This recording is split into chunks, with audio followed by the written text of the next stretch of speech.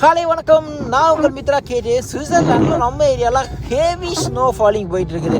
அதனாலேயே ஒவ்வொரு காரும் வண்டிக்கு பின்னாடி வண்டி போகிற மாதிரி, எறும்புக்கு பின்னாடி எறும்பு போகிற மாதிரி எல்லாம் பொறுமையாக போயிட்டுருக்காங்க. ஏன்னா கொஞ்சம் மிஸ் ஆச்சுன்னா அப்புறம் மாமாவுக்கு ஃபோனை போட்டு வாங்கண்ணா விட்டு கொஞ்சம் பிக்கப் விட்டு போங்கண்ணான்னு சொல்லணுன்றதுக்காக பொறுமையாக போயிட்டுருக்கோம். ஏன்னா ரொம்ப சேஃப்டி ரொம்ப முக்கியம் எல்லாருக்குமே.